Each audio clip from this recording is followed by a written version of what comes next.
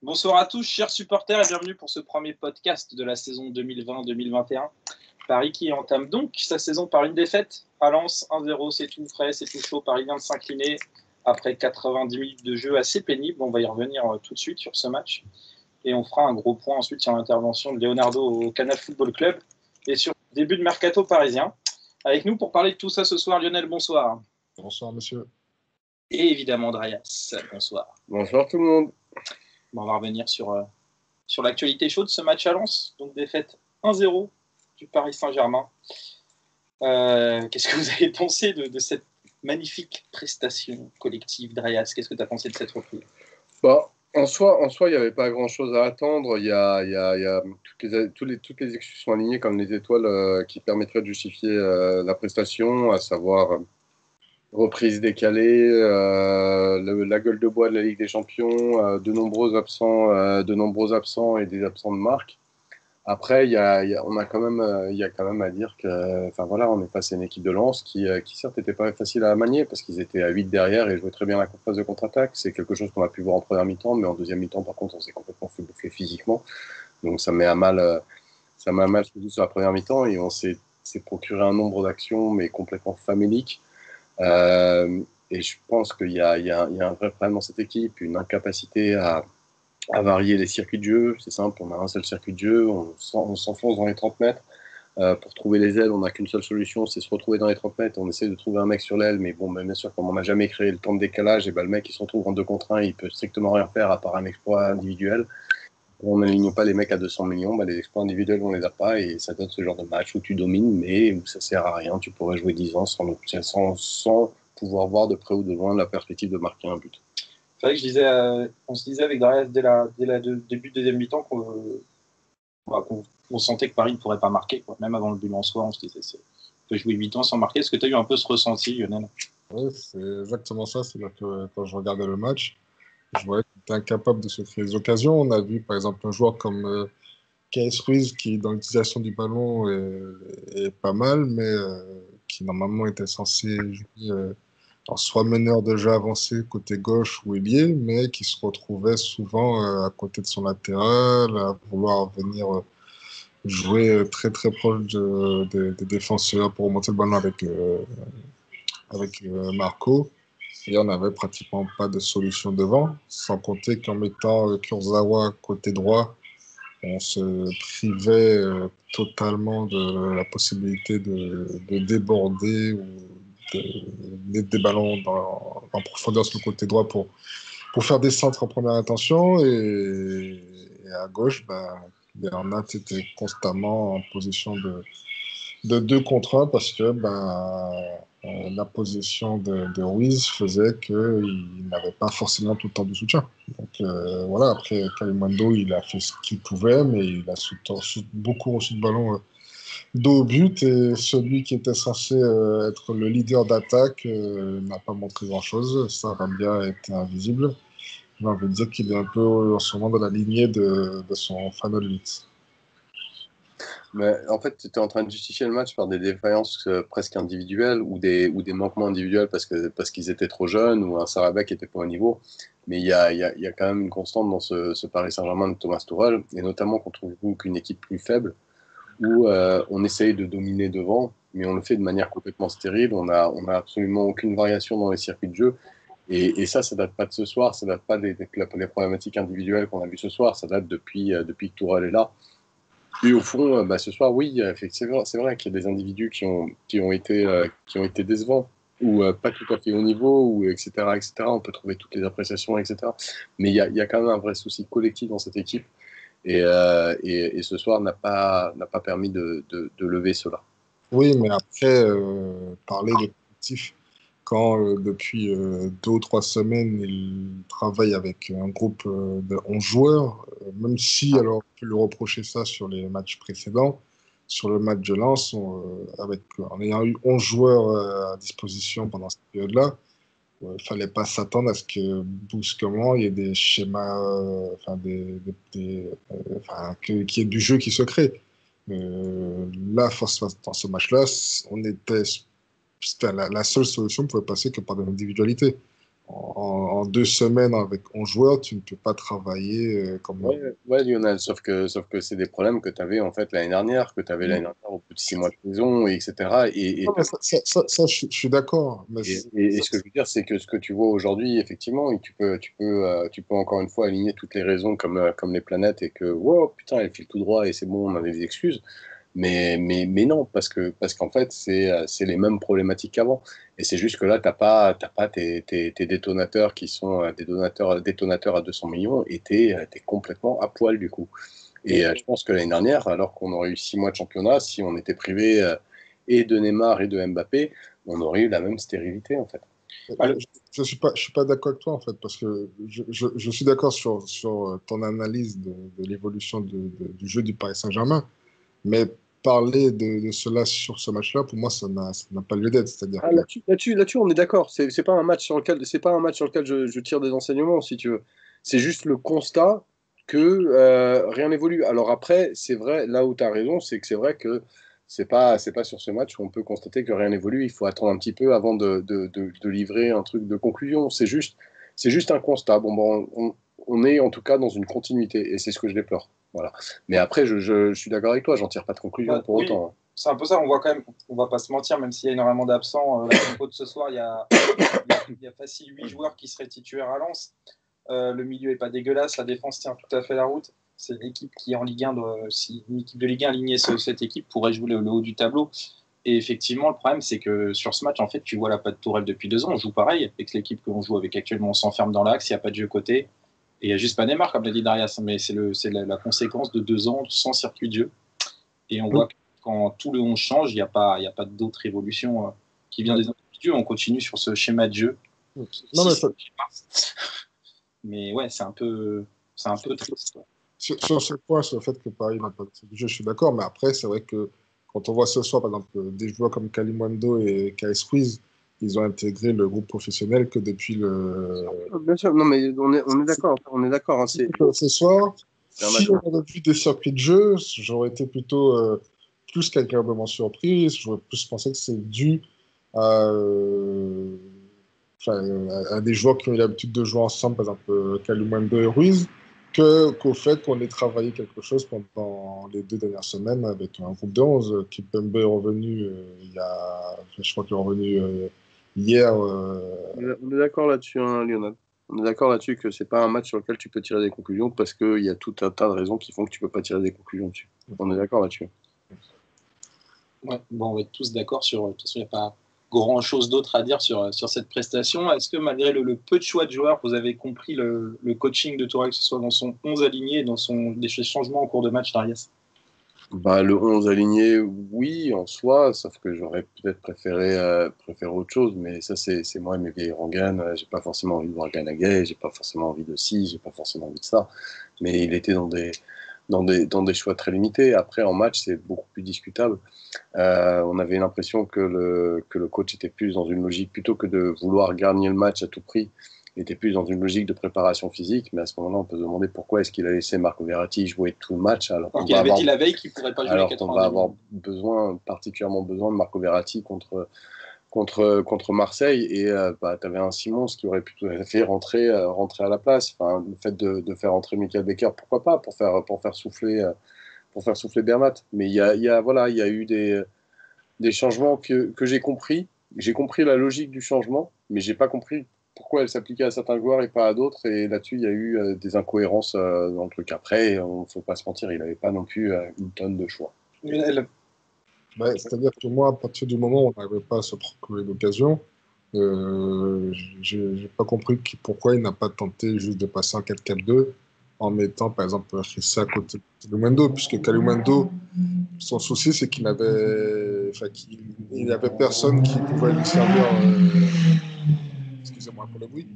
Il n'y avait personne qui pouvait qui jouait à côté de lui, et en mettant juste Rissa à la place de Kalumendo, c'était exactement le même problème qu'on avait, c'est-à-dire tu mets un joueur dans une zone où il n'y a personne qui peut venir l'aider et combiner avec lui. Donc, moi, je pense que il aurait pu finir ce match-là en 4-4-2. Et sur l'équipe de départ, alors je ne sais pas si Dagba ne peut pas enchaîner des matchs ses espoirs. Mais pour moi, quand tu démarres avec Kurzawa côté droit, avec deux gauchers côté droit, tu, tu t'empêches des solutions. Ça ne peut pas se créer des solutions sur le côté droit. C'est-à-dire qu'on a deux joueurs qui sont obligés de se remettre sur le pied gauche pour centrer. Et donc, tu facilites le rôle du latéral gauche et du côté gauche Lensois. Ouais, moi, Oui. Après, sur le reste des choix, oui, c'est sûr qu'il ne peut pas faire grand-chose. Ouais, j'ai eu un peu le côté Tourelle conservateur que j'aime pas. Dans son idée de Kurzawa à droite qu'il avait fait en finale de coupe, il s'est dit je vais le refaire parce qu'on avait gagné, même s'il a été pas bon. Mais tu sais très bien que Kurzawa, à chaque fois qu'il est de ce côté, tu le prives totalement du côté droit parce qu'il est dépassé sur son pied droit, il revient tout de suite sur son pied gauche et tu reviens en arrière et tu peux pas avancer dans le jeu. Et dans ses choix, effectivement, en cours de match, je vous l'avais dit, peut-être une notion physique, mais c'est vraiment du conservatisme en faisant du poste pour poste. Ouais. Ça m'embête un peu, ce Tourelle que je n'aime pas. On va passer aux individualités. On va parler des jeunes pour commencer. Vous avez un peu abordé le sujet. Donc il y avait Ruiz, Kalimundo, il y avait aussi Boulka dans les cages de Raya. C'est ton avis sur le match des trois trios? Boulka, que dire est-ce que ça vaut le coup de tirer sur une ambulance, quoi. Peut-être pas. Trop stressé, pas assez à l'aise. Après, il a montré qu'il n'avait pas forcément un jeu au pied fiable. Il n'était pas forcément un peu timide dans ses sorties, quoi, on peut le dire. Mais bon, tirer des conclusions sur un match comme ça, où il rentre, où clairement il s'était mis la pression, je ne vais pas le faire. Il fait une énorme bourde, que dire de plus. Kalimundo, intéressant. Il est moyennement technique, mais avec son physique, c'est comme s'il était très technique, du coup, c'est quasi impossible de lui piquer la balle. Tendance à peut-être trop vouloir chercher la frappe, mais bon, on aurait bien aimé qu'il ait pu frapper, mais ça, c'est pas de son ressort. Et Ruiz m'a agréablement surpris, même s'il aime trop tricoter, même s'il s'enferme trop dans ses solutions de tricotage, il m'a agréablement surpris. Lionel? Oui, après, le seul. Alors, Boulka, je reste sur le même avis que Braya, c'est-à-dire qu'il a montré quelques petites choses intéressantes. Après, dans le jeu au pied, voilà, c'est pas ça. Et je pense que c'est un gardien qui a besoin d'être prêté, peut-être à un niveau inférieur, pour enchaîner les matchs et prendre confiance. Je pense il a des qualités, il a un potentiel, mais aujourd'hui, il est pas. Enfin, troisième gardien, c'est pas la meilleure chose pour lui. Kalimundo, je ne vais rien rajouter à ce que Dreyfus a dit. Je veux parler de lui. Je trouve que c'est un joueur qui a beaucoup de qualité. Le souci, c'est que je trouve qu'il manque de discipline dans ses déplacements. Il a tendance à vouloir être partout, se retrouver en position de 6, 8, 10, 11, ailier droit, ailier gauche. Et à un moment, il faut savoir, il faut savoir accepter que le ballon arrive dans ta zone et non pas tout le temps dézoner. Ça crée un manque de solution dans les parties de terrain. Et je trouve que le fait qu'il redescende autant faisait que déjà que le côté droit ne permettait pas de vraiment attaquer. Ça nous a complètement bouché les couloirs. À gauche comme à droite, on n'avait aucune solution parce que à droite, on avait Kurzawa qui n'était pas sur mon pied. Et à gauche, lui qui se retrouvait tout le temps à côté de Verratti alors qu'il devait être plus haut. Même si c'est vrai qu'avec le ballon, il a montré quand même pas mal de choses intéressantes. Mais je pense qu'il doit se discipliner. Ok, Lionel, est-ce que tu as des joueurs pour toi qui ont réussi leur match ce soir, des joueurs que tu as envie de retirer de cette performance globale médiocre? Non, le milieu de terrain, j'ai trouvé par exemple Pereira et Gay très neutre. Verratti a essayé un peu de se débrouiller, mais c'était pas un grand Verratti. On l'a vu plusieurs fois où il perdait des ballons. En défense, vous voyez Kimpembe était aussi assez neutre. Kerrer, j'ai l'impression qu'il a un problème dans la gestion de l'espace. Je l'ai vu souvent dans la finale 8 où il percutait ses coéquipiers. Là encore, ça lui est arrivé une ou deux fois. Peut-être Bernat qui a fait un match, on va dire, moyen plus. Mais il y a... On parlera des flops après. Donc, à retirer dans Verratti, un peu C'est à peu près tout, quoi. Ouais, Verratti, un peu Bernat, je pense que c'est. Et puis les deux jeunes, par rapport à l'attente qu'on peut avoir de ce genre de joueurs pour le match, on va les sauver, quoi. Marias. Ouais, je vais être plus gentil que Lionel. C'est surprenant. Mais Ah ouais, ouais, bah, t'es plus gentil à la finale déjà. déjà les deux jeunes.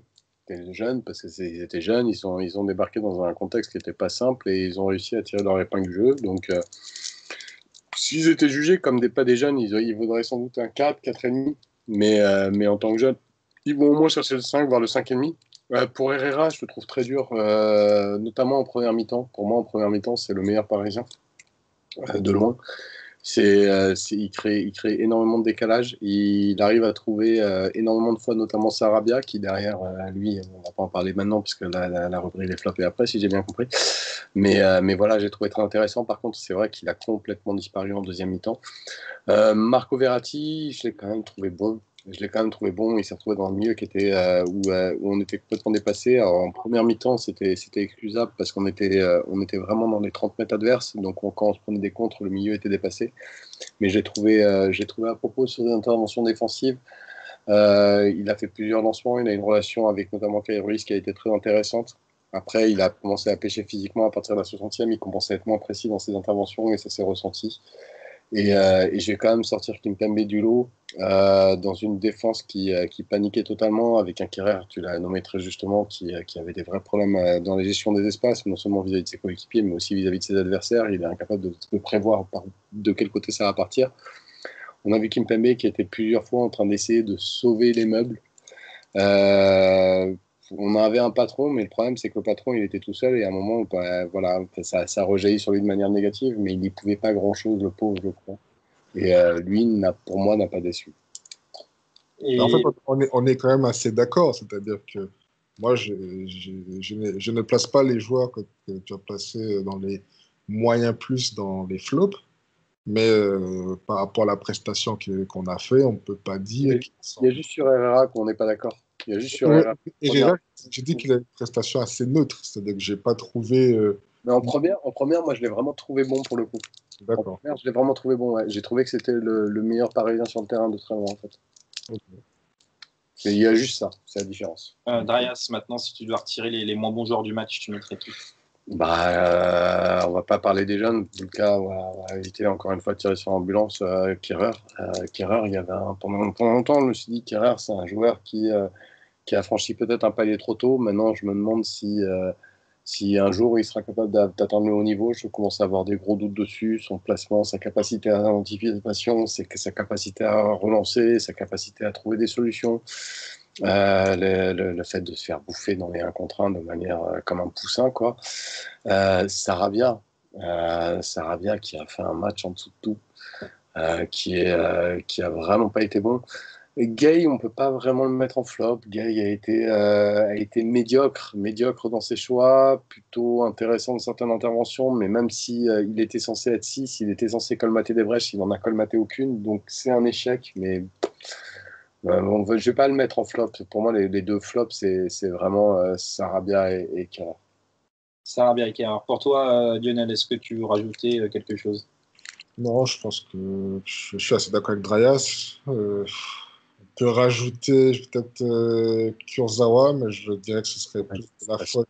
Quoi. Ce serait plus de la faute de Tuchel par rapport à la position dont il a mis que vraiment de sa faute, parce que dans son comportement, je trouve qu'il a été quand même.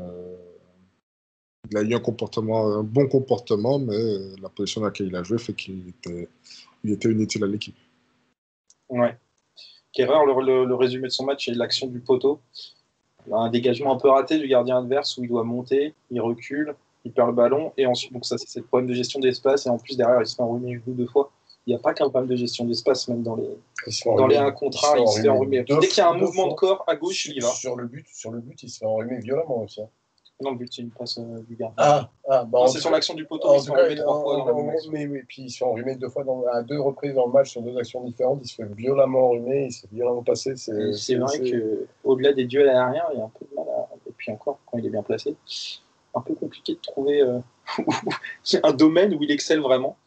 Mais au-delà de ça, il y a un autre truc qui. Enfin, c'est un joueur qui déjà n'était pas ultra mobile. Et il a musclé énormément le haut de son corps. Donc, j'ai pas l'impression que le bas de son corps a suivi en fait cette évolution. Donc, ce qui fait que ça rajoute encore ce côté un peu lourd qu'il a dans les changements de position. Enfin, moi, enfin, personnellement, enfin, si on a la possibilité de le vendre cette année, il faut pas hésiter, quoi.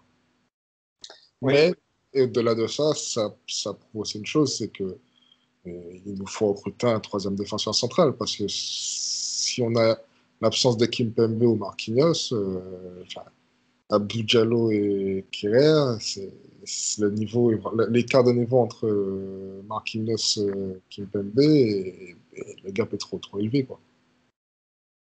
Je crois qu'on a une vraie urgence, c'est le milieu. Une fois qu'on aura trouvé un milieu, pourquoi pas.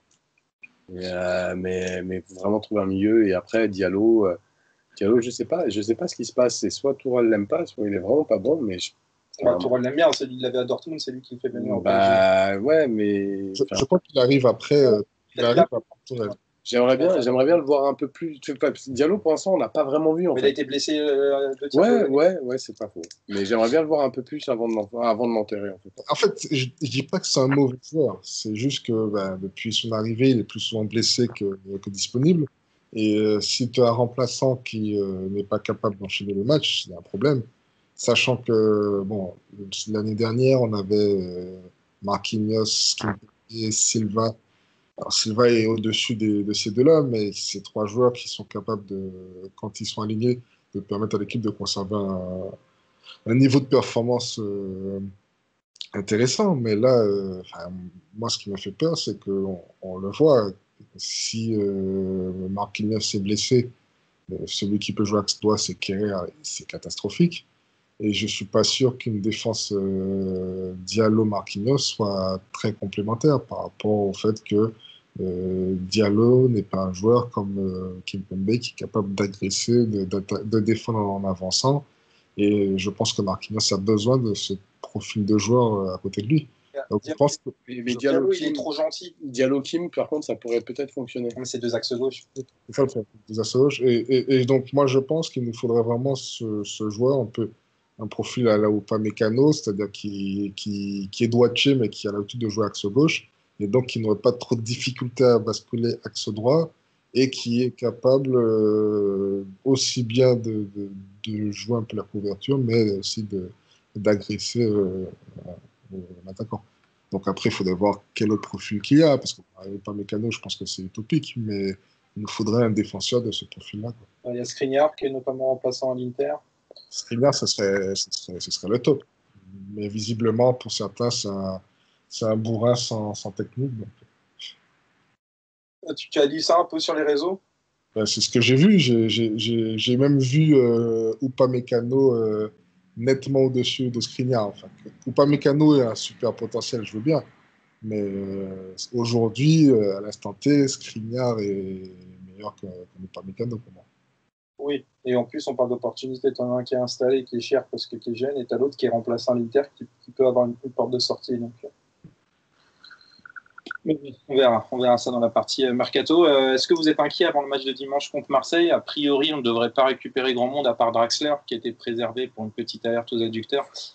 Tourelle ne voulait pas précipiter le retour des joueurs comme Neymar, je crois qu'il y avait Neymar, Di Maria et Paredes qui auraient pu revenir, mais Tourelle estime qu'ils n'auront pas assez de temps d'entraînement. Lionel, toi, est-ce que tu es inquiet pour le match de dimanche? Ben, c'est évident. Alors, ce qui m'inquiéterait, c'est s'il remplaçait, par exemple, Wiz par Draxler, parce que le problème, c'est que je trouve on a trois milieux de terrain qui n'apportent pas suffisamment dans le deuxième tiers. Et on l'a vu, mis à part sur des longs ballons, Kalimundo avait très peu de joueurs sur qui pouvaient s'appuyer, voire en remise. Euh, si on ne récupère pas un Neymar ou un Di Maria, enfin, Marseille, c'est quand même un niveau au-dessus de Lens, et avec la motivation en plus, enfin, ça me ferait un peu chier que la rupture de notre série avec Marseille se fasse par une fessée au Parc des Princes, quoi. Daria, c'était inquiet. Bah, les séries, c'est fait pour être rompu, hein. C'est la définition même d'une série. Inquiet, non, pour des raisons annexes et que je ne vais pas forcément nommer ici. Sur le match en soi, je pense que Tourelle, il a beau faire ses déclarations, il y a un moment, il sera obligé de sortir son génie de la boîte et genre à la 60e faire rentrer une de ses superstars. Après, oui, sur le rapport de force, il y a de quoi être inquiet parce que Marseille, c'est une équipe qui, contrairement à Lens, ne va pas se contenter d'attendre dans ses 20 mètres, va commencer à nous presser très fort au milieu de terrain. On a un milieu de terrain qui n'est pas forcément capable de répondre à ça. On a vu notamment Herrera, une des explications d'Herrera, il peut y avoir deux raisons à sa baisse de régime en deuxième mi-temps. La première explication, elle est physique. Est-ce qu'il a pêché physiquement? La deuxième, c'est Lens a commencé à presser un petit peu plus, ça a commencé à être un peu plus sévère dans les duels. Et est-ce qu'Herrera est capable de répondre quand on est un peu plus sévère dans les duels? Marseille sera beaucoup plus sévère dans les duels, ça fait aucun doute. Donc, ouais, si on continue de jouer comme ça, avec les mêmes largesses défensives, les mêmes incapacités à intervenir, ça va être funky, ouais, ça va être funky. Ouais, ben on verra ça. On va peut-être, t'as parlé de physique, on va peut-être pouvoir passer à ce qui s'est passé dans le match. Donc on a reporté ce match contre Lens qui était prévu de base il y a une dizaine de jours. Alors je vais poser une double question. Est-ce qu'il fallait reporter ce match? Et sinon, qui est le fautif dans le club? Et ensuite, la deuxième question, c'est avec ses départs à Ibiza. Donc on a 8 cas de Covid, dont 7 qui l'ont chopé à Ibiza. Est-ce que là aussi c'est une erreur du club? Et si c'est une erreur du club, qui est le fautif? Brias. Bah, moi, je vais pas raisonner en termes de fautifs. Je pense que déjà, il y a une chose à dire, c'est que des clubs qui ont eu 5, 6, 7 cas de coronavirus, il n'y a pas avec le Paris Saint-Germain. Comme c'est le Paris Saint-Germain, ça fait beaucoup jaser. Leonardo a fait une intervention là-dessus que je trouve assez juste. Après, c'est sûr il y a eu un relâchement. Mais après, le truc, c'est que voilà, ce sont des êtres humains. Et tu as un moment où tu as la Ligue des Champions, tu as à la fois l'extase, la déception, le machin, le truc. Ils ont besoin de blow off steam, comme on dit. Et les mecs se sont retrouvés. Enfin, tu entends tout, mais a priori, les mecs ont été plutôt casaniers. Ils sont pas non plus commencé à faire des sorties, des soirées mousse à Ibiza jusqu'à 5 heures du mat. Avec tout le monde qui était en train de je sais pas quoi. Le problème, c'est que c'était des soirées avec beaucoup d'entourage qui, eux, n'étaient pas forcément Oui, bien sûr, du coup, mais il y a tu quand même peux des soirées à 30 personnes. oui, bien sûr, mais tu vois, avec les circonstances et tout, moi je trouve ça humain. Alors après, peut-être qu'effectivement le club aurait dû d'autant plus serrer la vis et peut-être le club aurait dû être plus ferme là-dessus, mais je trouve ça humain et je trouve qu'on en fait tout un pataquès. Alors que par exemple, quand Marseille, Marseille, ils en ont eu pas mal, ils en ont eu 8 aussi, je Alors, il y a crois. une différence, c'est que Marseille, ça a été sur des jours glissants, c'est-à-dire qu'ils ont eu que 2 ou 3 forfaits sur les matchs à l'arrivée parce qu'ils ne l'ont pas tous eu d'un coup. Là, on Oui, se retrouve oui, avec un vrai cluster, les 8 et oui, les 7 se oui, choquent en mais même temps. en soi, si tu veux, on a vraiment monté l'affaire en épingle au point d'en faire limite une affaire d'État, enfin quelque chose qui est discuté de partout, et ce qui n'était pas forcément le cas ailleurs. Et je trouve qu'il y a une disproportion là-dessus. Et en soi, c'est pas si grave. Comme tu le disais tout à l'heure, quand on joue Lens avec cette équipe-là, on est censé faire mieux. On est censé faire mieux. Il y a des problématiques qui, à mon avis, sont bien plus graves que celles-là, qui sont la manière avec laquelle on joue. Et commencer à aller se préoccuper coronavirus, où a priori tous les joueurs l'auront à un moment ou à un autre, etc. etc. Bon, bah là, on en a 8 qui l'ont, bah, c'est très bien. Pendant 3 mois, au moins, eux ne l'auront pas. Et c'est pas si grave que ça, quoi. C'est pas si grave que ça, parce que des solutions, on aurait dû en avoir par ailleurs. Sur le report du match, du coup. Bah, le report du match en soi, enfin, c'est pareil. Tu vas parler de l'interview de Leonardo après, donc pour moi, c'est lié à l'interview de Leonardo, il a complètement raison. C'est l'énorme erreur, elle est pas du PSG là-dessus. L'énorme erreur, c'est de la Ligue. Dans quel univers, alors que tu as deux clubs qui sont en demi-finale de Ligue des Champions, tu dis tiens, on va commencer le championnat, puis on va le commencer le jour de la finale de Ligue des Champions. Oui, mais ça, c'était prévu. Oui, mais c'est prévu par rapport à une semaine. Potentiellement, tu as un club qui va finir faire une finale de Ligue des Champions, tu vas pas lui demander de jouer une semaine après. C'est ce qu'a fait Lyon. Ouais, c'est ce qu'a fait Lyon, mais je pense que c'est une énorme erreur de la Ligue. C'est au niveau de l'équité sportive, au niveau de machin, etc., etc. Soit il le commençait à cette date-là, mais il disait que les clubs, machin, dans ce cas-là, on décalé d'un mois, ou je sais pas, on crée ce décalage, on crée ce temps de décompression. Et pour moi, si tu veux que je trouve une faute et que je donne un responsable, pour moi, le responsable, c'est la Ligue là-dessus. Lionel. Sur la fin, je suis assez d'accord avec Brest, c'est-à-dire que tous les championnats reprennent ce week-end, enfin ce week-end ou le week-end prochain. Il n'y a que la Ligue 1 qui a trouvé, alors qu'il y avait un calendrier européen qui avait été annoncé, qui a trouvé bon de reprendre le week-end d'une potentielle finale Ligue des Champions. Donc pour moi, de toute façon, Quand tu as deux clubs en demi. Hein. oui, mais la reprise a été décidée avant même que le Final 8 commence. Donc c'est ce qui est pire. C'est-à-dire qu'ils avaient le calendrier, c'est-à-dire que tu considères que...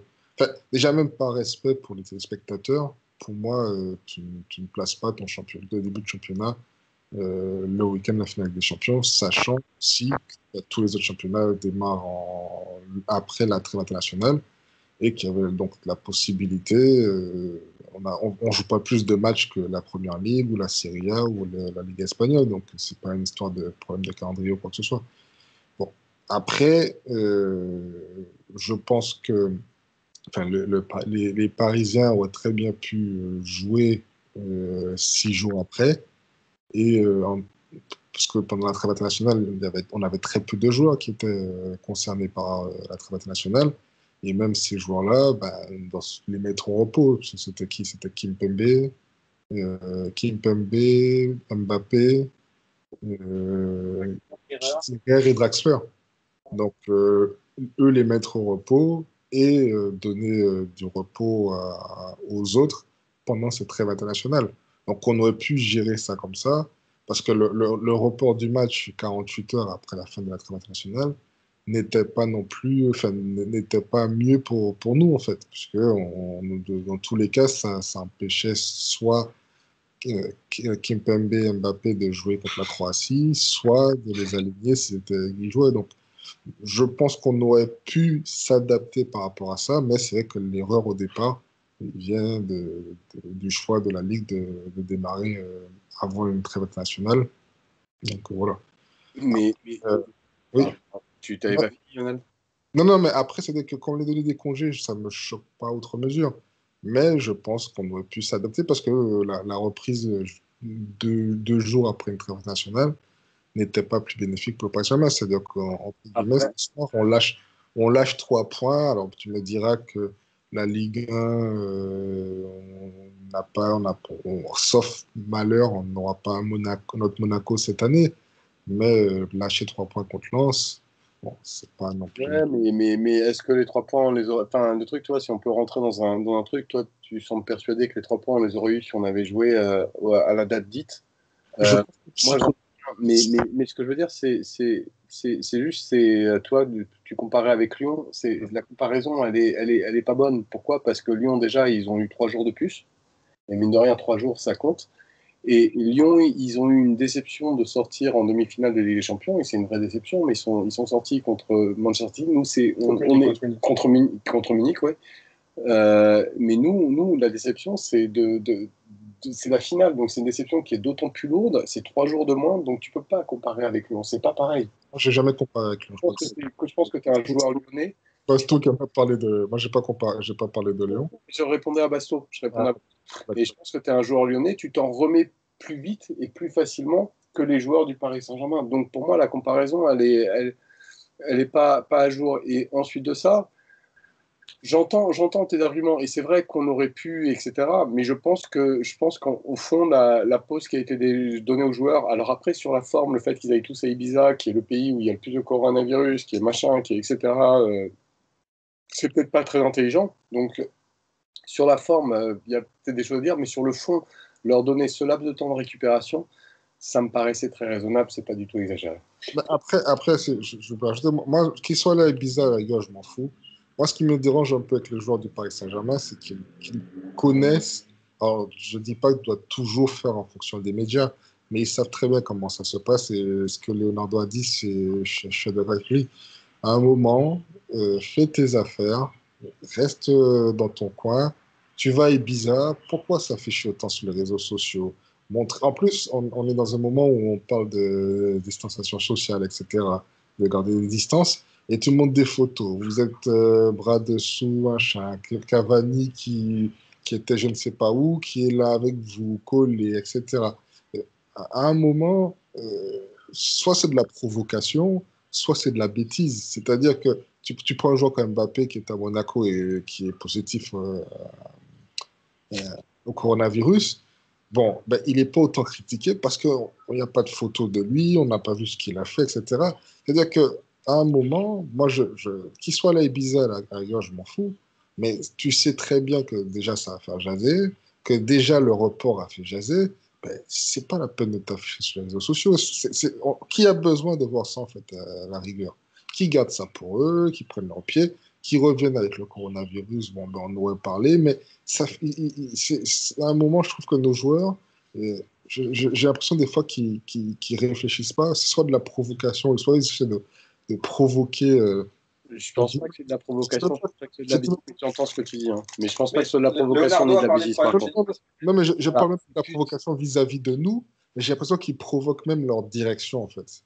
ouais, mais là-dessus, je pense pas. Je pense pas. Et je pense pas que ce soit de la bêtise. C'est plus une manière de fonctionner. Et alors, déjà, les mecs étaient un petit peu légers, sont un peu légers à cause des circonstances.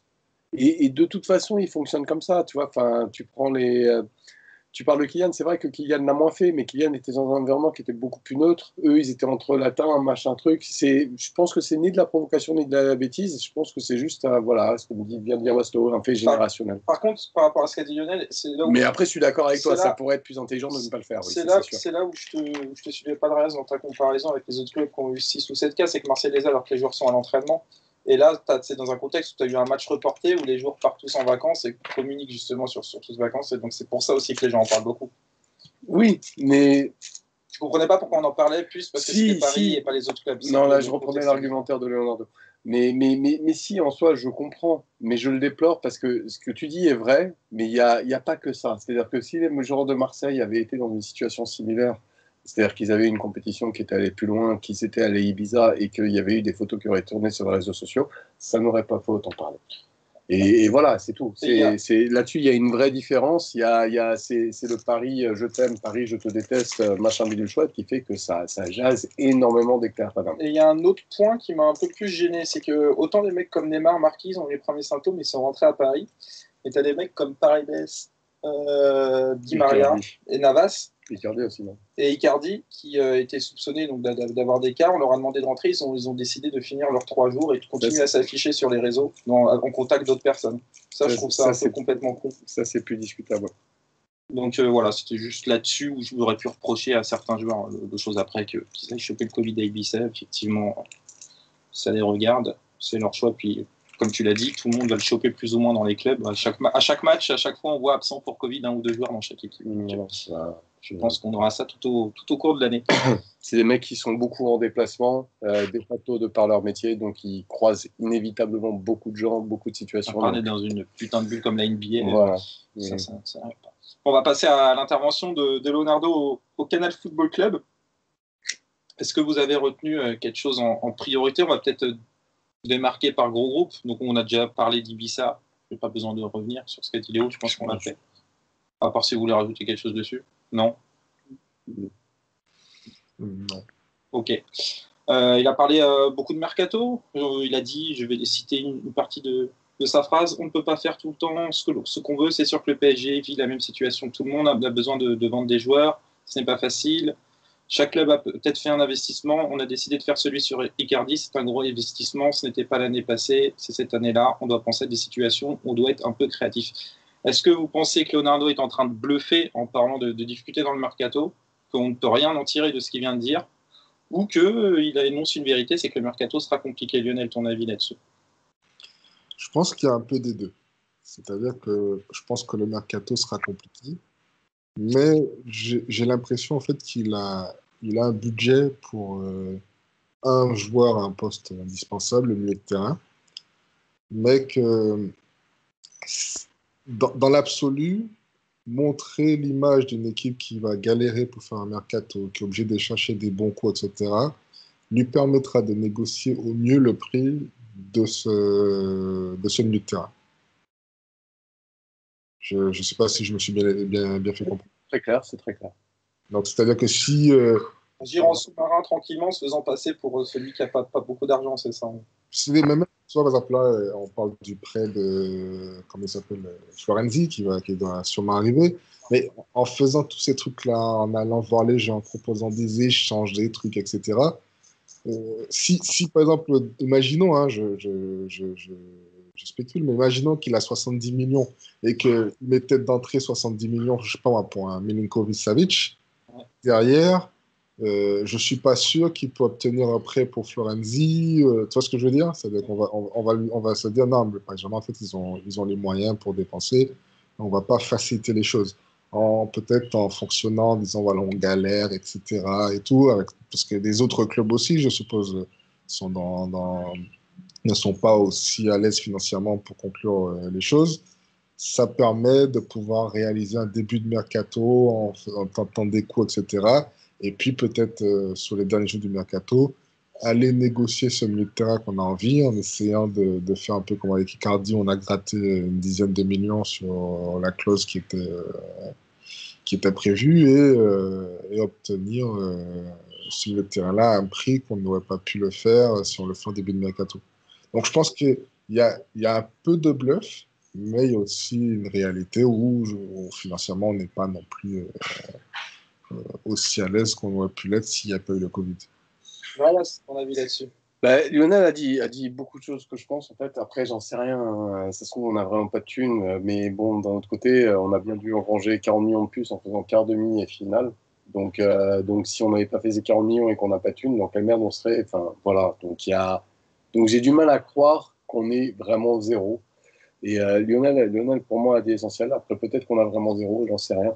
Et je rajouterais juste un petit truc. Il y a eu cette rumeur qui est sortie juste après la rumeur Florenzi, que Leonardo aurait retenté auprès d'Arsenal d'obtenir Bellerin en bluff, d'obtenir Bellerin en prêt.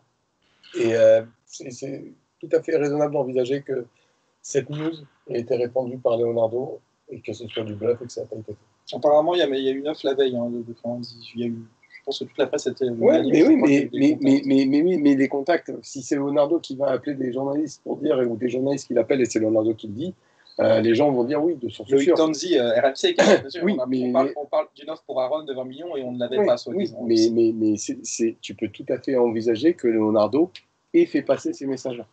Et c'est tout à fait possible, et ça irait complètement dans le sens que dit Lionel. Et si tu veux, Leonardo, il y a une chose qu'on sait sur Leonardo, c'est que tu ne peux pas prendre pour argent comptant. De toute façon, c'est à la fin du mercato qu'on verra vraiment le budget qu'on avait. Moi, j'ai des doutes depuis l'achat d'Icardi. J'ai l'impression qu'on a mis tout notre budget sur un joueur qui, malheureusement, sera remplaçant dans les grands rendez-vous. Ça, on verra. Par contre, j'ai l'impression qu'on va arrêter, et ça, c'est une bonne nouvelle pour moi, on va arrêter les paris comme Diallo à 30 millions, Gay à 30 millions avec des gros contrats. J'ai l'impression qu'on peut plus se permettre ça. Même si on a un budget certain, ce sera sur des valeurs sûres. Il y a des chances. Et ça pourrait être une bonne nouvelle.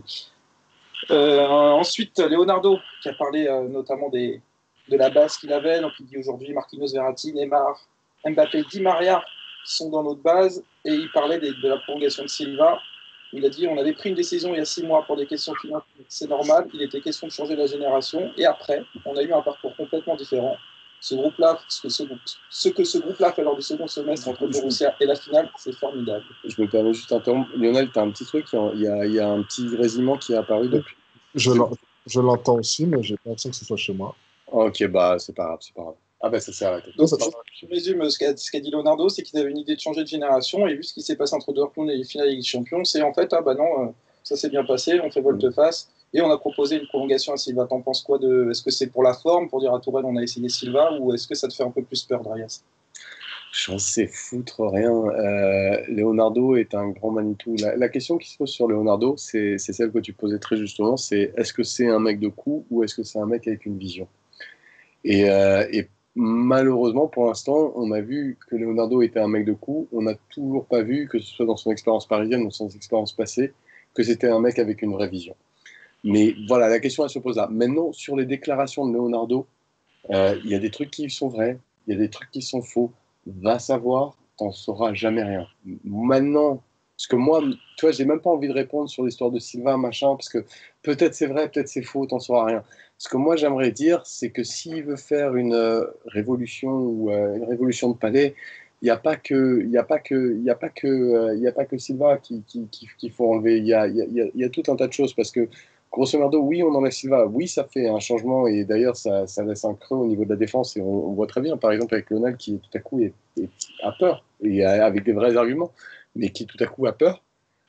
mais on a encore un nombre incalculable de joueurs qui sont emblématiques de toutes les défaites qu'on a connues.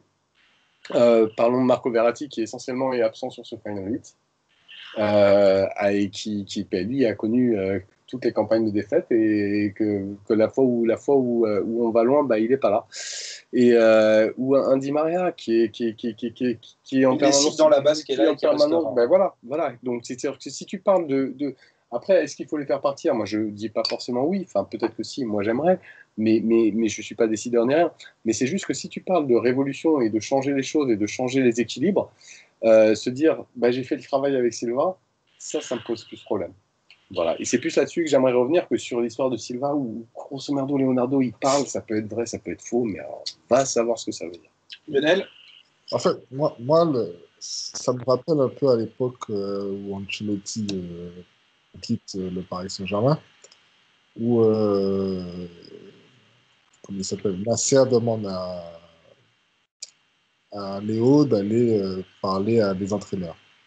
Et, je ne sais pas comment il s'appelle l'entraîneur de Marseille, Villas-Boas, qui raconte que Léo l'a appelé. Léo lui a dit, voilà, Nasser m'a dit de te contacter, mais je dois te dire que moi, je voulais le poste, en quelque sorte, et pour bien lui faire comprendre qu'il l'appelle parce que Nasser le lui demande, mais que lui, il veut pas, il le veut pas, quoi. Et en fait, moi, j'ai l'impression que, puisque Léo avait annoncé que Thiago Silva ne serait pas resté, j'ai pas l'impression que, enfin, c'est pas quelqu'un qui est bête. Tu n'annonces pas quelque chose en te disant que si Fanalvé est intéressant, peut-être que tu peux changer d'avis. Sauf que derrière, il y a eu Tuchel qui, pendant toute cette période de la finale des coupes jusqu'à la finale des champions, qui répétait constamment, mais on va essayer de voir si on peut finalement conserver Silva, etc.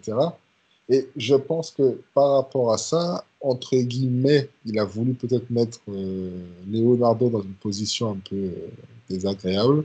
Et moi, j'ai l'impression que c'était plus une approche pour dire, voilà, oui, j'ai fait une approche, mais sans vraiment montrer aux joueurs que ouais, il a vraiment envie de le garder.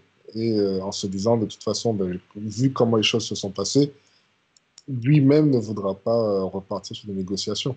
Donc j'ai plus l'impression que c'était une approche pour dire à Tuchel, voilà, bon, tu vois, j'ai essayé, mais bon, son choix était déjà fait, c'était trop tard par rapport à ce qu'on avait fait au départ, qu'une réelle envie, comme il dit, il avait envie de conserver le groupe, etc. etc. Après, Leonardo avait dans l'interview, il avait dit que c'était fini pour Cavani et Silva. Il avait aussi dit que c'était fini pour Choupo et Kurzawa. Et on a vu que c'était pas le cas derrière. Même si Ouais. Mais c'est pas comparable, ça n'a rien à voir. Oui, Ça, c'est pas- ouais. Non, mais je disais, quand Léo dit quelque chose. Oui. Mais c'est Non, c'est que il y en a deux qui sont des des genres de compléments, variables d'ajustement et il y en a deux qui ont un sens. Donc il a parlé de Tourelle, on lui a posé aussi des questions sur la collaboration avec lui. Il a dit que ça se passait bien. Mais après, est-ce que vous avez l'impression qu'il l'a vraiment défendu? Je vais citer, il dit il a encore un an de contrat, enfin 10 mois. On a le temps, c'est normal. Les gens disent ça parce que quand il est arrivé avant moi, ils disent que ce n'est pas mon choix. Quand je suis arrivé, j'avais le choix de décider si l'entraîneur pouvait continuer ou pas. Donc ça, on ne sait pas. Et ensuite, on lui demande des noms. Allegri, je n'ai jamais parlé avec lui, je le connais, mais je n'ai jamais parlé avec un seul entraîneur. Le moment venu, Tourelle sera le premier à savoir, et ce n'est pas le cas. Dreas, est-ce que tu vois ça comme une défense du coach ou pas du tout? Non, je vois ça comme un discours convenu. Il va pas dire le contraire. Il n'est pas en train de dire je vais le prolonger. Il n'est pas en train de dire c'est génial. Il est en train de dire je suis satisfait. Tu as l'impression, tu sais, tu as limite l'impression que tu as un professeur qui dit bien mais peut mieux faire. Tu sais, pour faire simple. Quand tu dis le truc, c'est bien mais peut mieux faire. Voilà, c'est Léo qui parle. Mais il y a.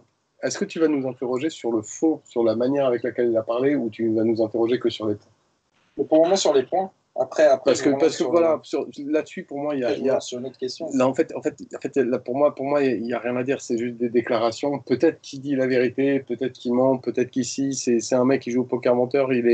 C'est à moitié vrai, à moitié faux. C'est tout le temps comme ça avec Léo et c'est comme ça. Maintenant, moi, sur le fond, on en parle après? Ouais. Okay, on a déjà posé à Lionel la bonne question. Okay. Lionel, ton avis sur ce qu'il a dit sur Tourelle? C'est-à-dire que moi, je pense que sur Tuchel, j'ai l'impression que Enfin, il a dit que s'il ne voulait pas le garder, il ne l'aurait pas gardé. Moi, j'ai plus l'impression que s'il ne voulait pas travailler avec lui, il ne serait pas venu. Je ne pense pas qu'il ait vraiment aujourd'hui un pouvoir décisionnel sur un départ de Tuchel en cours de saison.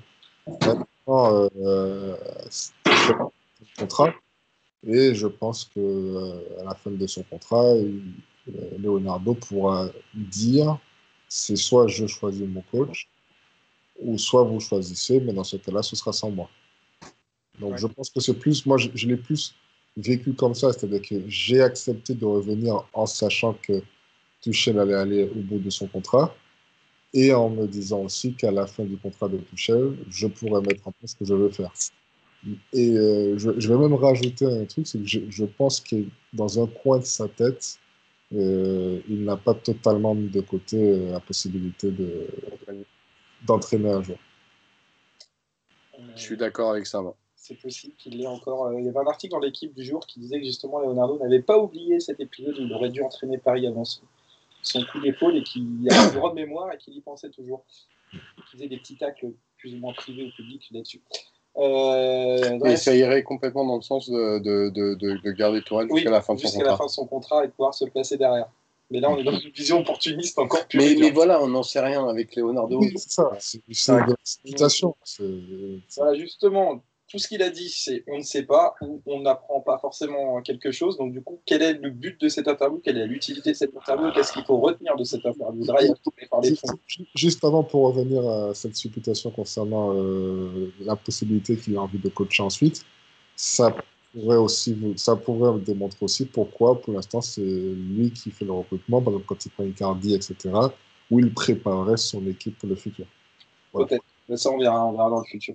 Du coup, Draya, sur l'intérêt de cette interview. Ben, moi, j'ai trouvé cette interview géniale. Ni plus ni moins. Et il y a une réaction qui va résumer très bien la réaction assez commune sur Twitter. Enfin, moi, j'ai pas trop vu, mais j'ai vu. Enfin, en gros, j'ai vu quoi. Où plein de gens ont sorti le petit kiwi, truc Calimero, machin, je pleure, machin, bidule chouette. Et c'est ce que tout le monde sortait à chaque fois que Jean-Michel Aulas parlait. Et alors maintenant, Jean-Michel Aulas, les gens le sortent moins parce que Jean-Michel Aulas, c'est malheureusement pour lui, c'est l'âge sans doute, est devenu un peu une caricature de lui-même. Mais quand il le faisait il y a 3-4 ans, tout le monde le traitait de pleureur, de machin, de trucs. Mais ce qu'a fait Léo, c'est juste il a pris la pression sur lui. Il a dégagé tout un tas de trucs. Il a fait exister le club. Il a fait passer le club pour un truc, pour une victime. Ben, ça s'est placé un petit peu dans l'inconscient collectif. Et en soi, c'est génial. C'est-à-dire qu'il installe le doute par rapport à Paris, par rapport au fait est-ce qu'on est en train de les victimiser, est-ce que machin, qui potentiellement vont amener plein de trucs. C'est du Aulas de la grande époque, limite en mieux. Et je l'ai trouvé très, très, très, très bon. Petit aparté, Tourelle vient de déclarer je ne m'attendais à rien, mais je suis quand même déçu. Voilà.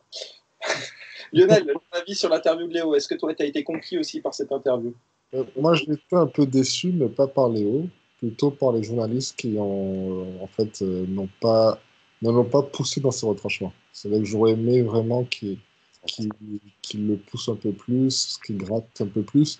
Ils l'ont laissé faire son one-man show, il était, on va dire, sur son terrain. C'est comme un numéro 10 qu'on ne presse pas, tu vois. C'est l'impression que j'ai eue, en fait. Et je pense qu'ils auraient pu le pousser à dire des choses encore plus intéressantes. Après, il a été très à l'aise, il a fait passer des messages, il a fait du Leonardo, mais c'est plus en fait sur le format que j'ai été déçu. C'est-à-dire que moi, je m'attendais, surtout qu'il y a quand même quelques grandes gueules comme Pierre Ménès. Ouais, c'est un fond. Ouais. C'est pas vraiment une grande gueule, mais c'est un mec, ça joue grande gueule. Oui, mais voilà, j'aurais souhaité que je fais une comparaison, mais quand je regarde, j'ai écouté l'interview de Juninho dans Top of Football sur RMC en comparaison avec ce que Leonardo a fait, c'est ce qui m'a déçu, c'est que je trouve qu'ils l'ont pas assez poussé dans son retranchement, ils n'ont pas assez gratté, ils n'ont pas cherché à vraiment presque à lui faire lâcher des choses. Ils l'ont mis entre guillemets dans ses pantoufles et il a fait des Leonardo, quoi. Mais je pense que Léo est souvent dans ce genre de situation, même face aux journalistes qui ont tendance à le pousser en retranchement. Il y a un truc qu'il faut prendre en compte, c'est que Léo est un mec qui a un charme fou, énormément de charisme. Il séduit ses interlocuteurs et les gens ont envie, quelque part, d'aller dans son sens. Et bon, c'est juste un caméléon séducteur, voilà, quoi. Ça me surprend pas. Je serais plus sévère que vous, même bien plus sévère que vous sur cette interview. Avant, j'attendais les interviews de Léo avec impatience parce que je savais qu'il y aurait des petits coups de pression, des petits messages codés, des petits messages subliminaux, plus ou moins. Enfin, il y a quelque chose derrière où tu dis une petite phrase. Tac, tac. Là, tu parles d'Ola, cette position de défendre le club, oui, il le fait très bien, c'est un super communicateur. Mais j'ai l'impression, et d'ailleurs, c'était quelqu'un sur Canal Supporter, sur le forum qui avait lancé le bingo Leonardo, c'est-à-dire savoir ce qu'il allait dire, quelle phrase vaut un point, quelle phrase vaut 2 points, et il les a toutes citées. C'est du convenu. Maintenant, tu sais ce que va dire Leonardo. Tu as une interview, tu sais ce qu'il va dire. Il n'y a plus de messages, il n'y a plus de petites surprises. Et je suis déçu là-dessus, c'est que voilà, bon, pour moi, il n'y a plus d'intérêt en fait. Il défend très bien le club, mais j'apprends rien. Alors là-dessus, je suis d'accord. Après, il est dans une situation. Ce qu'il faut prendre en compte, c'est la situation dans laquelle il est, en fait. Où est-ce qu'on est le club et la situation dans laquelle il est. Et en fait, il est dans une situation où, à l'heure actuelle, quel message veux-tu faire passer? S'il n'a pas l'intention de virer Tourelle, s'il n'a pas l'intention de virer Tourelle, si il ne peut pas faire une révolution de panier parce qu'il ne peut pas remplacer trop de joueurs, parce que le budget, sans être à zéro, est relativement limité, il n'a pas de message à faire passer. Et le truc, c'est il a juste fait le Léo Bondan qui va défendre le club, qui va, etc., etc. Et c'est le seul terrain sur lequel sur le seul terrain sur lequel il pouvait exister. Mais ça le rend d'autant plus, pour moi, d'autant plus intéressant cette interview, dans le sens où, alors qu'il n'y a pas de fond à faire passer, il arrive à faire passer un fond. Et je trouve ça d'autant plus fort. Je comprends, je comprends. Dernière petite question, le lendemain de cette interview, il passe à l'afterfoot pour critiquer l'équipe de France qui n'a pas communiqué sur le cas Mbappé, et donc pour défendre le club. Et Riolo lui a posé une question en lui disant qu'il regrettait qu'il parle qu'une ou deux fois par an. Est-ce que vous regrettez ça aussi, qu'il parle beaucoup moins que son premier passage, ou pour vous ça n'a pas d'importance et il parle à bon escient Lionel? Non, moi je pense il faut dissocier le premier passage où le Paris Saint-Germain avait besoin, entre guillemets, de s'affirmer, de prendre une place qui, depuis un moment, était tenue par l'Olympique Lyonnais. Et aujourd'hui, on n'a plus ce besoin. Pour moi, en fait, Leonardo a donné une image d'un directeur sportif, que le directeur sportif doit être quelqu'un qui s'exprime beaucoup, doit être présent dans les médias, etc. Et quand on compare avec ce qui se fait ailleurs, c'est pas vraiment le cas. Lors de son premier passage, il fallait placer le Paris Saint-Germain, il fallait prendre un pouvoir qui était tenu à l'époque. Enfin, et on le voit aujourd'hui, où là, c'est de moins en moins influent. Donc, il fallait reprendre ce pouvoir. Aujourd'hui, il y a plus ce besoin de communiquer autant, de faire passer des messages, etc. Je pense qu'il y a un travail qui doit se faire depuis l'intérieur. Et je suis d'accord un peu avec Leonardo qui dit que voilà, aujourd'hui, il n'a pas besoin de communiquer autant. Et j'ai même l'impression, et ça va un peu dans ton sens, où quand il communique, on sait plus ou moins ce qu'il va dire, comment il va le dire. Donc, c'est pas plus mal qu'il le fasse moins souvent. Drayas. Bah, moi, je trouve que Léo est très audible, en fait. C'est-à-dire qu'à partir du moment où il parle, tu n'entends que lui et tu as l'impression que, limite, que ponctuellement, le foot en France se résume à lui. Il est extrêmement audible et, comme Lionel l'a dit, il y a un premier passage où il fallait faire exister Paris. C'est-à-dire qu'il fallait réussir à vendre l'illusion que Paris, qui était un club qui était habitué à la deuxième partie du classement, enfin peut-être pas tout à fait, mais bon, on a aussi souvent fait 7e que 13e, je crois, dans les années 2000. Il fallait tout à coup vendre une illusion, quoi. Et maintenant, cette illusion, on n'a plus besoin d'être vendue et il suffit d'être audible et que quand tu as besoin de parler, tous les regards soient braqués sur toi, que tes messages passent. Et du coup, il n'y a plus la nécessité de passer aussi souvent. Oui. Rien d'autre à dire du coup là-dessus. Sur l'interview non plus, pas d'autres points. Non. On va passer maintenant au point mercato. Donc on va passer sur les recrues qui sont déjà faites. Rico qui signe définitivement pour 6 millions d'euros. Et Choupeau, donc qui va signer ce week-end, Leonardo l'a confirmé tout à l'heure. Est-ce que pour vous c'est deux bonnes nouvelles, Drayas? Rico, c'est une excellente nouvelle. j'aimais beaucoup. On a réussi à baisser son prix de l'option d'achat qui En était de 10 plus, 000. ça c'est du Leonardo Style. C'est une excellente nouvelle. Maintenant, pour Choupo-Moting, c'est du circonstanciel. C'est-à-dire que, comme l'a dit Lionel tout à l'heure, on a a priori l'argent pour un milieu, mais on n'a pas forcément non plus des thunes à ajouter par la fenêtre. Et c'est ce qui veut l'achat d'un attaquant en plus, tout en sachant qu'en plus Thomas Tuchel aime beaucoup Choupo-Moting, risque de l'utiliser. Et donc, voilà, c'est tout aller dans ce sens-là. C'est du circonstanciel. Il y a pas grand-chose à redire dessus.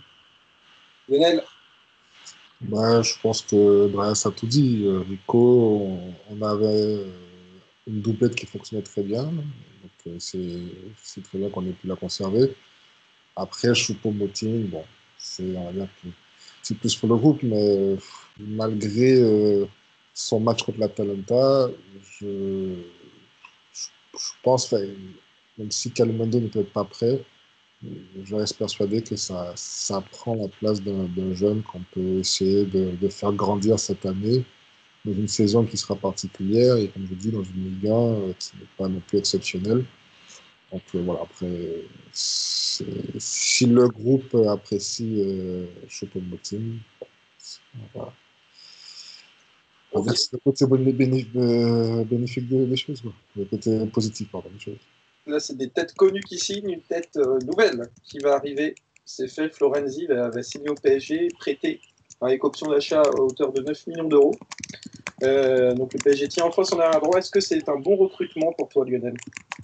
Ouais, après, on a discuté un peu en off. Florenzi, je n'ai pas trop suivi ces dernières saisons. Celui que j'ai connu avant ses deux blessures, je te dis que c'est une super recrue pour le Paris Saint-Germain.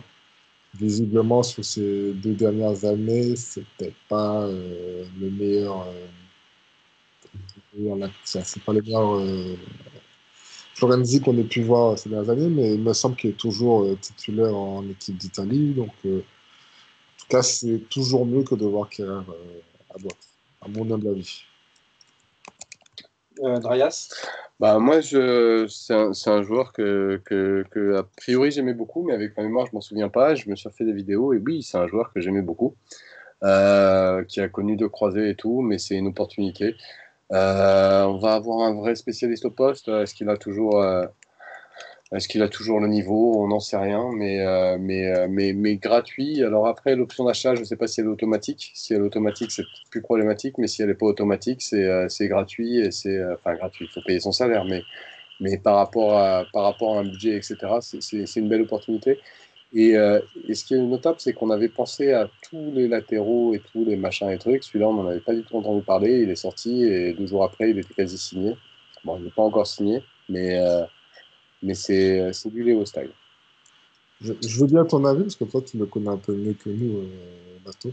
Alors oui, alors moi c'est un joueur que il y a 4-5 ans, je voulais absolument, déjà quand il était milieu, c'est quelqu'un qui a une qualité technique très intéressante, qui sait vraiment se placer derrière les lignes, c'est vraiment un milieu de terrain tout terrain, technique comme on aime, qui en plus est bien dans le combat, même si c'est pas un grand défenseur qui peut avoir des difficultés dans les duels, mais en 8 comme ça bien protégé.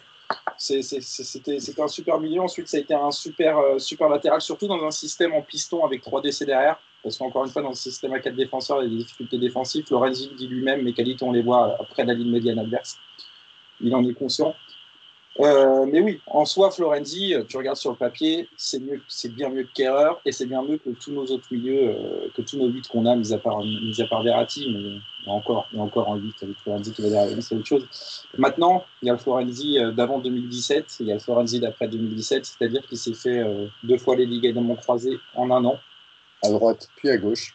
Et que depuis, effectivement, et on peut le comprendre, c'est plus du tout le même joueur, c'est beaucoup plus laborieux. À Rome, il restait sur 2 saisons et demie très moyennes, même s'il fait une très bonne campagne de Ligue des Champions en 2018 quand Rome va en demi-finale. Donc il a toujours ses fulgurances, il reste international italien, il a toujours ses fulgurances, il peut toujours faire des très bons matchs quand ça compte, d'ailleurs, souvent, ce qui est intéressant.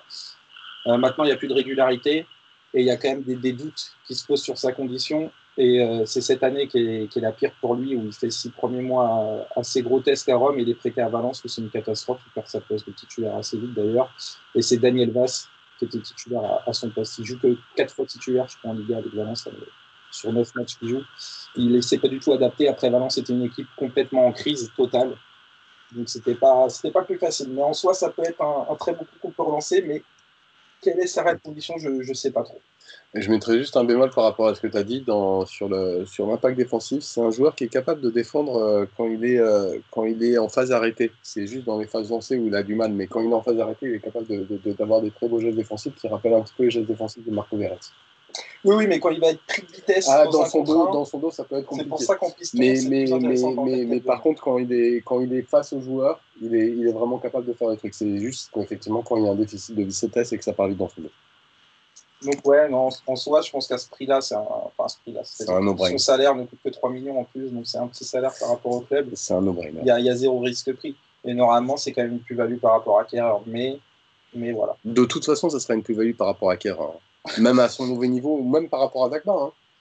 Oui, de toute façon, ça sera une plus-value. Après, est-ce que ça sera une plus-value satisfaisante et suffisante? Ça, la question se pose. Mais il faut se souvenir, on a récupéré un joueur qui s'était fait une blessure, je crois que c'est les ligaments croisés qui s'était fait Bernat aussi. Non. Qu'est-ce qui s'était fait au Bayern? Il y avait plusieurs soucis musculaires. Bon, en tout cas, on a récupéré un joueur qui s'était fait plusieurs blessures, qui avait perdu sa place en club, etc. Et ça s'était très bien passé. Ouais, donc, pourquoi pas réitérer? On l'a fait à gauche. Enfin, peut-être qu'à droite, ça va marcher. Et j'ai envie d'y croire parce que c'est vraiment un très très beau joueur. C'est un peu différent, Bernat. C'est qu'il a des soucis musculaires au moment où il est remplaçant, il a un peu un mal-être. C'est pas une grosse blessure qui coûte un coup son niveau. Oui, c'est vrai, mais j'ai envie d'y croire. Et on a tous envie d'y croire. S'il retrouve le niveau qu'il avait il y a 3 ans, on n'est pas loin du top 5 à son poste. Mais ne serait-ce que s'il retrouve 90% de son niveau, c'est suffisant. Puis il a une motivation, c'est qu'il y a l'Euro à jouer, donc il doit gagner sa place. Donc il va falloir qu'il... Moi, j'ai très envie d'y croire. On verra. On verra tout ça. Maintenant, le poste milieu. Qui est recruté? Est-ce que vous attendez du coup à un gros coup? Ou alors vous pensez que les pistes qui sont en train de circuler, on parle de Kondogbia, de Guendouzi, ce qui fait moins rêver. Est-ce que vous avez une idée de qui peut arriver? Drayas, est-ce que tu as une idée? Moi, j'ai pas d'idée de nom, mais je sais juste qu'on a un besoin impératif d'un milieu qui est capable de jouer au-dessus de la ligne du milieu adverse. Voilà. On a un besoin impératif d'un milieu qui est haut. On a tout le temps cette espèce d'immense bug qu'on traîne depuis d'ailleurs l'époque de Blanc. Il y a eu juste l'époque sous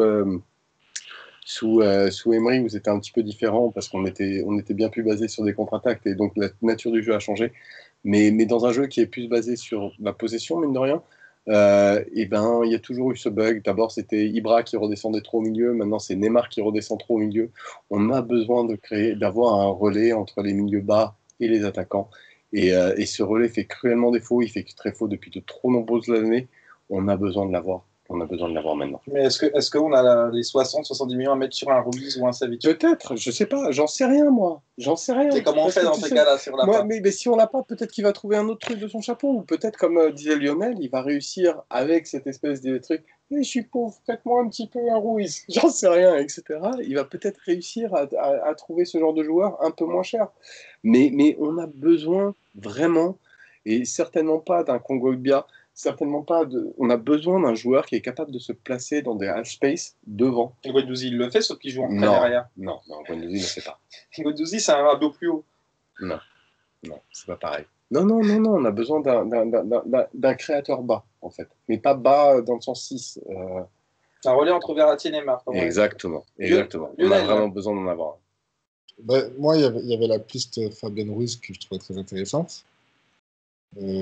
Après, sincèrement, quand j'entends parler de Kondogbia et Guendouzi, c'est des joueurs corrects, mais des joueurs corrects, on en a déjà dans l'effectif avec Herrera, Gay, et dans ce cas-là, je préfère ne pas recruter, attendre un an, que de rajouter encore ces joueurs-là qui vont prendre un salaire qu'ils n'auront pas ailleurs, qu'on va pas... Avec un contrat de 5 ans, n'oublie pas. Avec un contrat de 5 ans, spécialité du Paris Saint-Germain. Donc, si c'est pour avoir ce genre de joueur-là, non, je préfère même ne pas recruter que de rajouter ce genre de joueur dans notre effectif. Ouais, mais on a vraiment besoin d'avoir d'un joueur Non, mais si on peut qui pas. est haut au milieu. Si on On peut a, pas. on a besoin. On en a besoin. Ça fait trop Pogba d'années ou faut mieux maintenant. rien, c'est ça la Non, non, question. qu'on voit bien, non. Non, non, non. Mais on en a besoin d'un autre. Ah bah ça oui. Et ça fait trop longtemps maintenant que c'est un énorme Mais déficit dans Leonardo l'a dit l'effectif du d'ailleurs, Paris Saint-Germain. on n'en a pas abordé ce point, mais Leonardo a dit plusieurs fois qu'il a cette volonté de franciser l'équipe. Un petit Awar, non? Avoir, oui, avoir, ça ferait sens. Avoir, ça ferait sens. Voilà, Oui, ce genre de profil. à voir, enfin, je vois mal Lyon nous arranger pour avoir. Ils ne vont pas nous faire un prêt avec option d'achat ou un truc du genre. C'est 60 millions, voire 65 pour avoir. Est-ce qu'à ce prix-là, il n'y a pas mieux? Ouais, bah on verra. C'est sûr que c'est pas un dossier facile, c'est un dossier primordial, mais il n'y a pas non plus 600 noms peu Mais chers disponibles. Mais il en faut un. faut en Il en trouver faut un. Faut en trouver un Il en maintenant. faut Ça un. fait trop, Mais on a trop, peut-être tout mis trop, sur trop Icardi. d'années. Il faut trop d'années. Non, là-dessus, là, non. Je pense pas. Ça fait trop d'années qu'on tourne autour du pot. Ça fait trop d'années qu'on dépense de l'argent sur des joueurs dont on n'a pas besoin. Et cette fois, il faut qu'on en ait un. Et il faut qu'on en ait un qui soit Alors, bon. on avait abordé tout à l'heure le fait qu'il manque aussi un décès. Est-ce que pour vous, il manque aussi un joueur offensif? On parle d'un prêt d'El Shaarawy. Est-ce que ça vous motive? Est-ce qu'il y a besoin d'un joueur offensif ou on a ce qu'il faut avec nos jeunes et l'effectif actuel lyonnais? Ben, en fait, pour moi, alors, Shawi, enfin, bon, il joue en Chine, je ne sais pas du tout ce qu'il vaut aujourd'hui. Mais moi, l'arrivée de Shawi ne pourrait être intéressante qu'en cas de départ de Draxler. Euh, Comme on en a discuté par exemple avec Guendouzi, je ne suis pas un grand fan de lui, mais si on fait un double échange à 35 millions Guendouzi-Draxler, tu prends Shaarawy pour avoir un peu de banc. Ouais, après, dans l'absolu, je préfère dans ce cas-là continuer avec Ruiz, essayer de le façonner, etc. Donc, un joueur offensif supplémentaire, oui, mais peut-être pas du profil d'achat, oui. Plus un joueur capable de jouer attaquant. J'ai entendu la piste peut-être Slimani ou je sais pas, il y a peut-être Mandzukic qui a 30 Je pense ans. qu'avec Choupo, je ne vois pas recruter un deuxième Bah, laisse-moi répondre pivot. avant de... Ouais, mais Choupo, dans l'absolu, c'est plutôt un ailier au préalable. C'est pas un Oui. producteur. Euh, donc, un joueur, par exemple, un Slimani, alors même si c'est pas un top joueur, mais un Slimani, ça pourrait être intéressant s'il accepte de venir comme dans une position de joker au Paris Saint-Germain. Darius. Moi, je pense que c'est la dernière des priorités, voire c'est même pas une priorité en fait. Je pense qu'on peut y aller avec l'effectif qu'on a là. Il y a le besoin criant, c'est le milieu haut.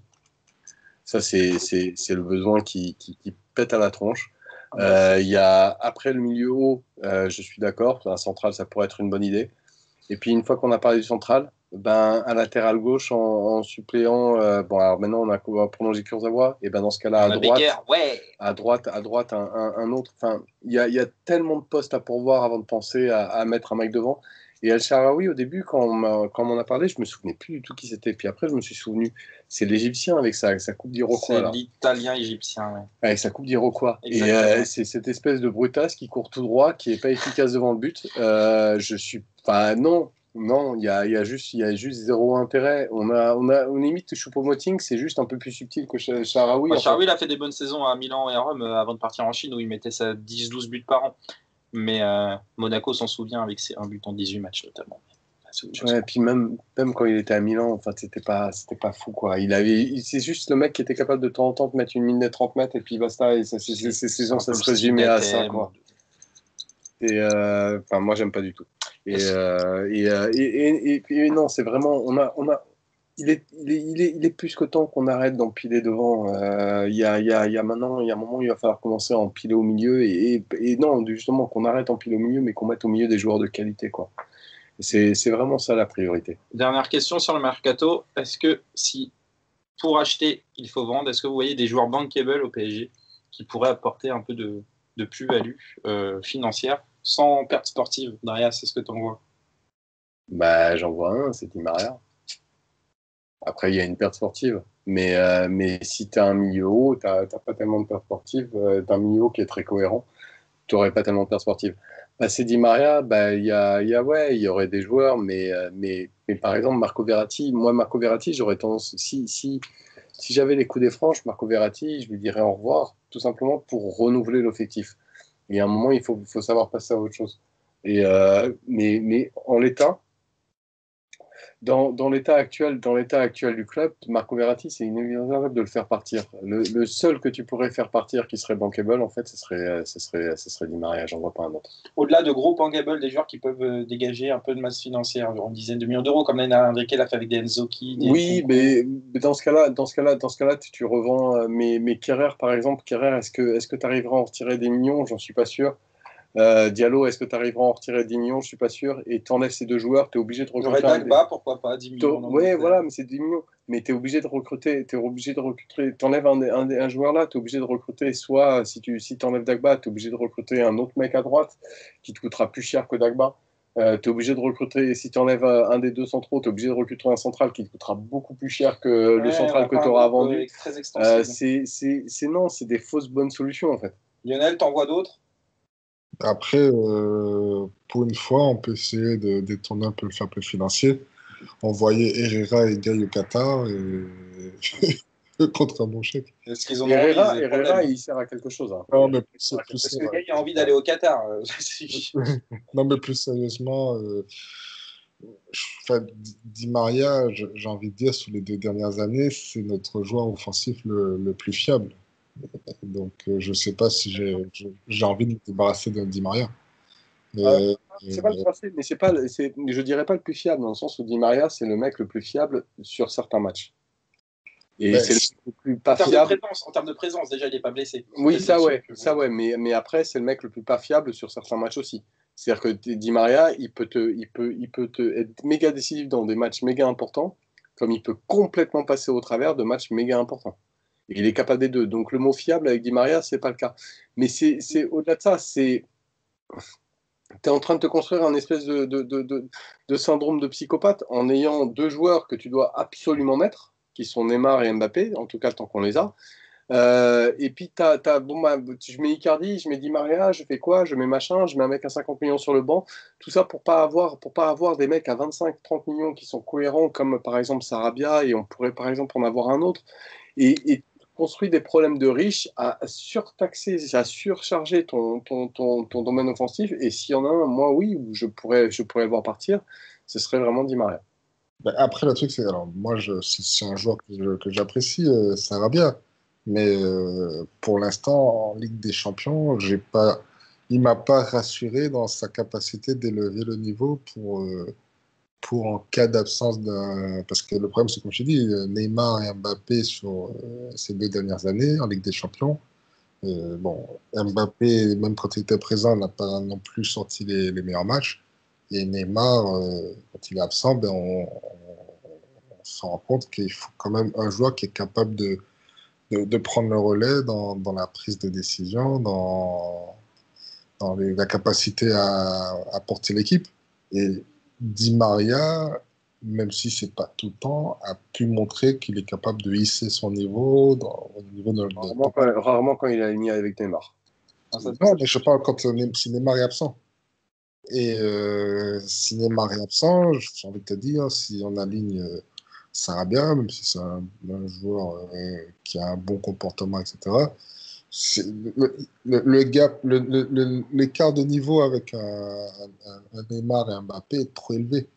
Donc, dans l'absolu, je pense que si vraiment on doit vendre un joueur bankable, je pense que c'est un débat qu'on a souvent, mais je pense que c'est Verratti. Mais aujourd'hui, qui mettrait 60 millions sur un Verratti? Est-ce que tu peux enlever Verratti alors que ton milieu est déjà dépeuplé? Pour moi, tu vois, le truc, c'est que si tu veux recruter un milieu haut, c'est parce que tu as Marco Verratti qui est là. Et après, je suis d'accord avec toi. Sur le papier, Marco Verratti, c'est l'homme, autant que Silva, c'est l'homme de toutes les campagnes désastreuses en Ligue des Champions. Mais à l'heure actuelle, ton milieu est dans un tel état que si tu enlèves Marco Verratti, il faut que tu en recrutes deux. Oui, mais dans l'absolu, quand je regarde les joueurs qui sont disponibles sur le marché, alors le truc c'est est-ce qu'ils voudraient venir jouer au Paris Saint-Germain, mais si tu vends un Marco Verratti, on va dire, tu arrives à en tirer même 40 millions d'euros. Quand tu vois qu'un Viginal. 30 millions, de toute façon, c'est vrai qu'il n'y a pas vraiment de marge sur le marché pour ces joueurs-là actuellement. Plutôt leur milieu, celui qui va être vendu, c'est Alcantara cette année. Oui, non, mais quand tu vois un Viginal Doom à 17, un Alcantara à 30, même Fabien Ruiz, j'avais cru comprendre qu'il avait une clause libératoire qui n'était pas si élevée. Si tu arrives à prendre par exemple un Alcantara et un Fabien Ruiz et que tu as vendu Marco Verratti, Là oui. je Mais pense voilà. que tu t'en Mais sors très très bien. t'es vraiment dans un scénario où voilà, tu prends deux mecs et c'est pile les deux bons profils et enfin, t'as besoin d'avoir beaucoup d'étoiles qui s'alignent pour pouvoir réaliser ce scénario-là. Oui, je suis d'accord. Je suis entièrement d'accord. Voilà, Pour moi, c'est trop complexe de on vendre s'est Marco parti Verratti un tout peu de en mode suite. Non, mais football. de toute façon, Ouais. je parle de vendre Marco Verratti, mais comme je t'ai dit, je ne vois pas aujourd'hui quel club se positionnerait Oui. sur Marco Verratti. Ça, on verra. De toute façon, ça va être une année compliquée pour tout le monde. Juste pour conclure sur ce sujet, Neymar et Mbappé nous ont coûté cher avec leur transfert. Ils sont peut-être en train de coûter cher pour leur future prolongation. C'est aussi de la masse financière qu'on doit garder de côté pour ce sujet. Je crois qu'on a fait le tour. On arrive à la fin de ce podcast. Merci beaucoup, Lionel. Merci à vous, les gars. Merci, Seb. Merci à vous, les gars. Et on se retrouve très vite, notamment pour décortiquer le Classico. Bonne soirée à tous. Ciao. On fait pas le prono pour le Classico? Ah, un petit prono. Ouais, un petit prono pour le Classico, Seb. 2-1 pour Marseille.